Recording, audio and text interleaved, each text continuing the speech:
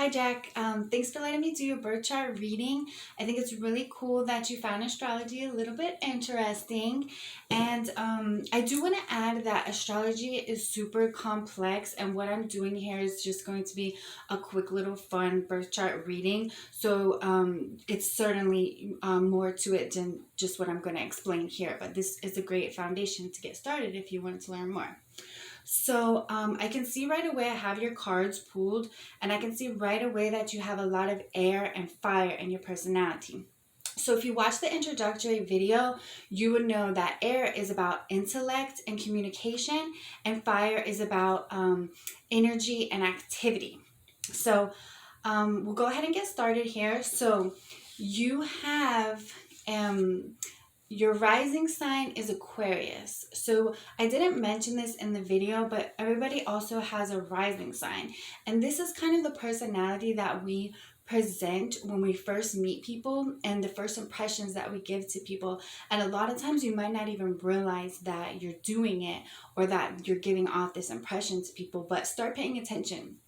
So it isn't an air sign, so this is intellectual. And Aquarius rising engages perceptively. They have a cool, aloof, and intellectual aura. They may attempt to shock people. They can be like a human computer with a mind full of information. They can be like weird, but in a cool way. My best friend has Aquarius rising, so I'm totally with it. And you have a Uranus chart ruler. So next is your sun sign, which you're probably aware that you have a Gemini sun.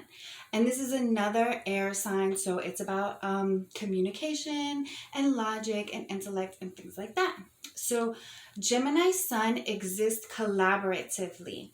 Gemini sun is two people in one. So we know there's more than one of you, Jack. You're not fooling anybody, okay? And then Gemini sun is also very versatile. They have a spontaneous nature, and they're very hard to pin down.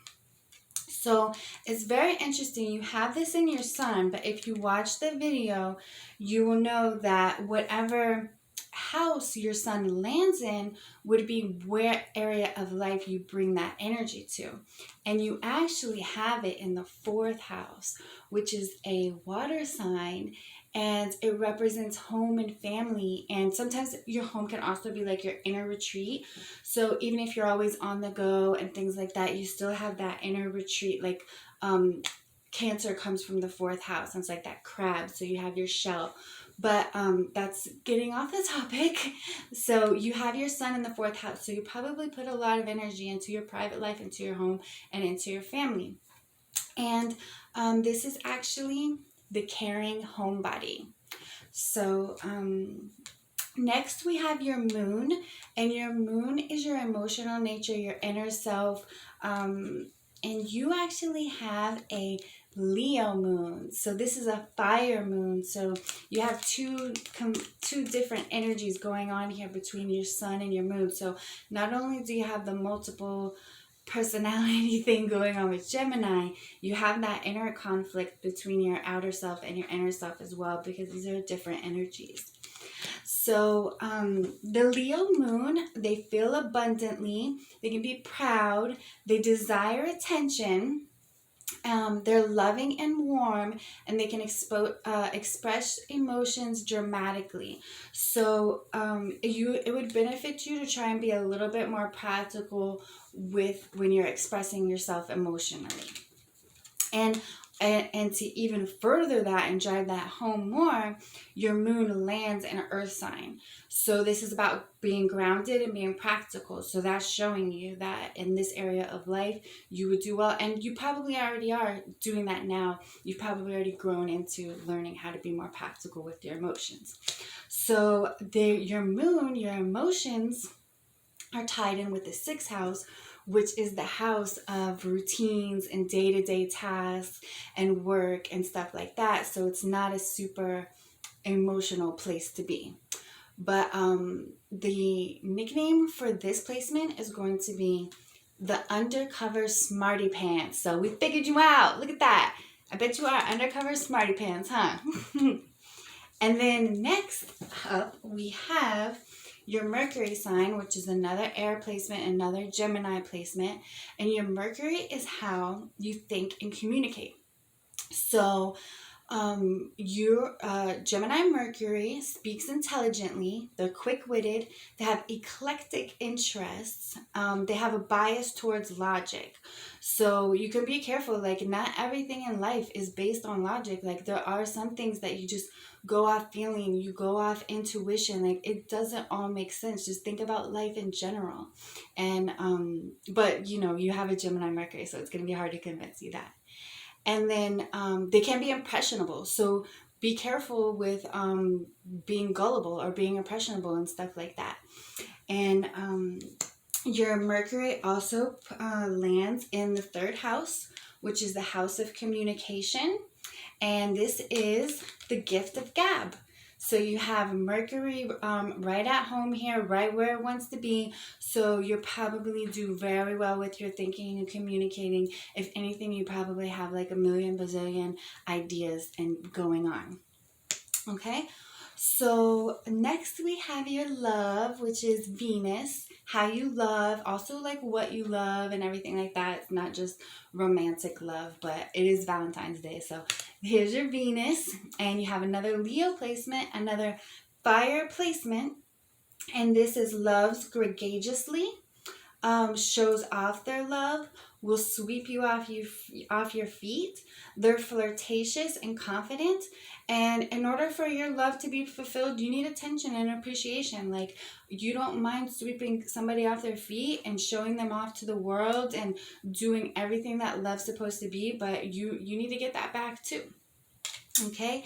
And then it's interesting that your Venus falls like your moon in the sixth house. So this is where you're going to put a lot of your energy towards the sixth house, day-to-day routines. You might even love routines, and you might love like health checkups or like just mundane stuff like that. And it's a tricky placement, right? Because just like emotions and love, like the sixth house is an odd place for it to be. So one thing with this placement is you might tend to have partners that you can fix or help or like to do like projects. Like you might make partners or projects. So be careful of that. And the nickname for this is the picky lover. So be careful of being critical of your partners in your relationships. And next, we have your Mars placement. So this is how you take action, how you go for your goals. And here we go again, Gemini. So you got a whole lot of Gemini going on. And I bet you're hard to keep up with. And this is act spontaneously. Mind is a weapon. May talk their way out of conflicts, and quick to think, act, and move on. So you don't usually get caught up in it for too long. Like some of us, we can hold grudges and hold on to this resentments and stuff like that. But I don't think that you probably have that problem. But I could be wrong. Let me know. And then also a cool thing about this placement is you're easily sparked. So you can get excited about things easily, and like that spark, like that firework is just like beautiful. Like, oh, what's this? What's that? And just be passionate about it. So that's really cool. Okay, and then so you have your Mars, which is your drive and your ambition, how you take action, and you have it again here, interestingly enough, in the fourth house, the house of home. Okay, and the nickname for this is the root planter. So your goals and your passions are going to be for setting up that foundation for home. And like I said, it doesn't always have to be literal. It could be your own internal home that you're building. Okay, so that's a quick breakdown of your chart.